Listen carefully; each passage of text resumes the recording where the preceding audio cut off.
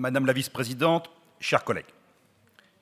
Il s'agit donc, une fois de plus, de tenter de faire la démonstration qu'avec la région, tout est désormais plus simple. Tentons d'examiner factuellement ce qui nous est présenté. Une typologie qui fleure bon le marketing politique. C'est ainsi que tout est désormais organisé sous la double déclinaison ambition région et solution région, dont acte. Mais qu'en est-il en matière de simplification? Derrière cette double déclinaison se cachent en réalité 73 mesures d'accompagnement pour les entreprises. Pour mémoire, nous partions de 36 dispositifs. Vous nous proposez de dénommer cela simplification, si vous le dites. Un soi-disant effort de mise en forme, donc, mais quelles orientations sur le fond? Quelle réflexion sur le contexte nouveau, conséquence de la loi Pacte, qui va pousser les CCI à revoir radicalement leurs modalités d'accompagnement des entreprises, avec même une incitation à facturer leurs prestations? Quelles conséquences pour l'accès à nos dispositifs? Existe-t-il des risques de doublons? Faudra-t-il payer pour accéder à nos services? Votre rapport n'en dit absolument rien et rate une occasion d'anticiper la construction d'une politique économique adaptée à ce nouveau contexte. Rien non plus dans ce rapport sur le rôle d'intermédiation pouvant être joué par l'agence régionale.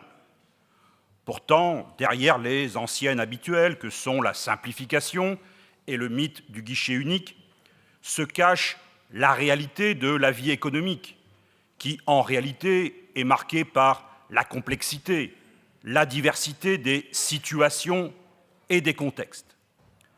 En ce sens, plus qu'une simplification, c'est bien la qualité de l'intermédiation humaine au plus près des acteurs qui est essentielle.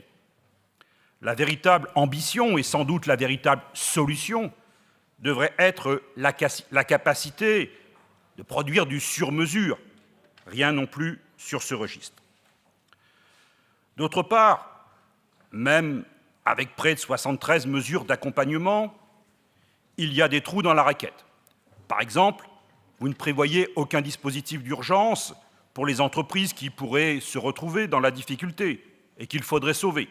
Citons l'exemple d'actualité d'Alpine Aluminium, une entreprise de Haute-Savoie qui a un mal fou à trouver un repreneur alors que son carnet de commandes est plein, mais qui fait face à un défi d'investissement hors de portée pour l'entreprise dans sa configuration actuelle. Votre présentation marketing semble bien impuissante pour répondre à ces questions concrètes, sauver une centaine d'emplois dans le cas présent. Ce rapport évoque également la question des parcs d'activités. Est-ce votre logique de simplification qui vous pousse à mettre la charrue avant les bœufs? Une liste de 28 parcs d'activités régionales nous est proposée. Mais où est le schéma régional des parcs d'activités? Quels sont ses objectifs? Quelles implications financières pour notre collectivité et nos partenaires? Quel partage de compétences avec les EPCI? Il s'agit d'un sujet extrêmement sérieux, probablement à plusieurs millions d'euros, mais par simplification, nous en parlerons plus tard.